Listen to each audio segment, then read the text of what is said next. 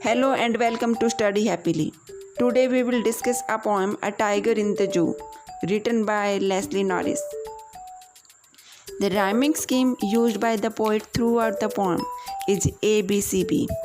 In this poem, the poet used the device of personification. With respect to the tiger, the poet refers to the tiger not as it, but as he.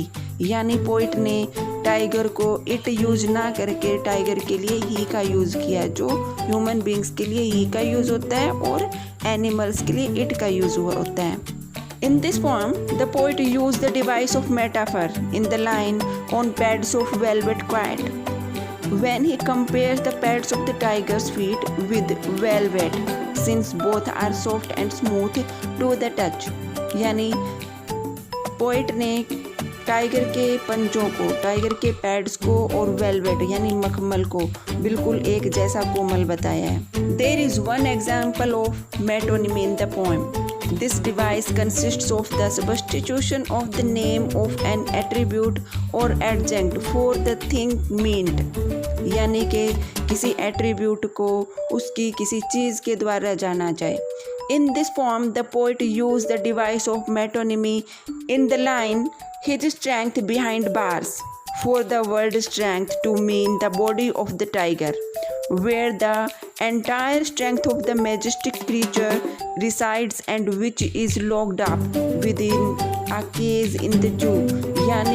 यानी कि tiger को उसकी strength के द्वारा जाना जाता है और पोइट ने टाइगर का नाम लिख के स्ट्रेंथ को केज के अंदर बताया कि उसकी ताकत किसके अंदर है, केज के अंदर है, पिंजरे के अंदर है. There is one example of alliteration in the poem in the line he hears the last voice at night. Here the repetition of h sound in the word he hears.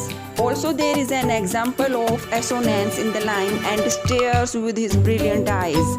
Use of I sound in the words with his brilliant. Now we will go through the Hindi explanation of the poem. He stalks. वह धीरे धीरे चुपचाप चलता है. Stock यानी धीरे धीरे चुपचाप चलना. इन हिज विविड स्ट्रिप्स, उसकी बॉडी में गहरी और चमकदार धारियां हैं. स्ट्रिप्स यानी धारियां होना. विविड यानी गहरी और चमकदार.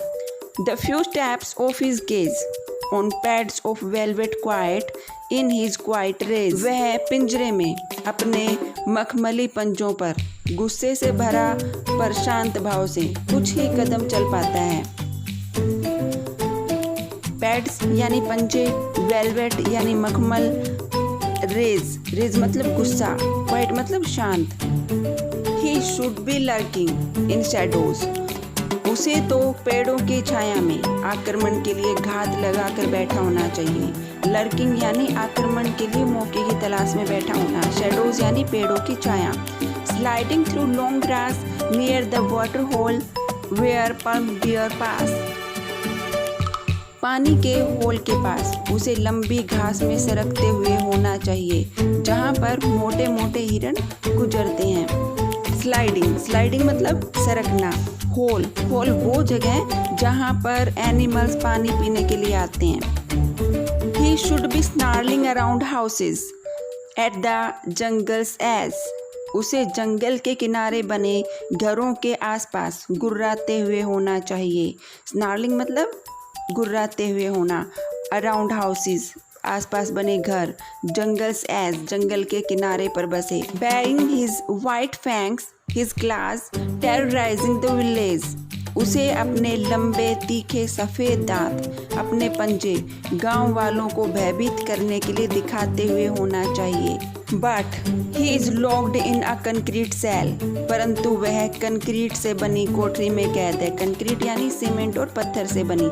His strength behind bars. उसकी शक्ति, उसकी ताकत सलाखों के पीछे है.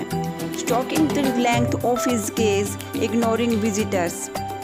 वह पिंजरे की लंबाई के जितना ही धीरे धीरे चलता है, विजिटर्स को अनदेखा करता हुआ. हिज स्ट्रेंथ मतलब उसकी ताकत. और उसकी ताकत क्या है? उसकी बॉडी है. उसकी बॉडी अगर सलाखों के पीछे, बार्स यानी सलाखें, उसकी बॉडी अगर सलाखों के पीछे तो इसका मतलब उसकी ताकत भी सलाखों के पीछे है. इग्नोरिंग मतलब मतलब इग्नोर करना या फिर अनदेखा करना। विजिटर्स जो वहाँ पे एनिमल्स को देखने के लिए विजिटर्स जाते हैं, देखने वाले लोग जाते हैं। He hears the last voice at night the patrolling cars. वह रात को जू की देख रेख करने वालों की, गश्त करने वाली गाड़ियों की आखिरी आवाज़ को सुनता है। हियर्स सुनना, लास्ट वॉइस एट नाइट आखिरी आवाज़, द पेट्रोलिंग कार्स जो वहाँ के ऑफिसर्स हैं वो ये देखने के लिए आते हैं कि जो एनिमल्स हैं वो ठीक ठाक से हैं या नहीं है। लास्ट में रात को वो उनको देख रेख करने के लिए आते हैं, उनको चेक करने के लिए आते हैं, तो इसके लिए पेट्रोलिंग कार्स का यूज़ हुआ है। And stairs with his brilliant eyes at the brilliant stars. और वह चमकीली आँखों से चमकते हुए तारों को देखता है। जैसे ये पूछ रहा हो, मानो ये पूछ रहा हो भगवान से कि वो सलाखों के पीछे किस लिए है। You can leave your doubts in comment box. Thanks for watching.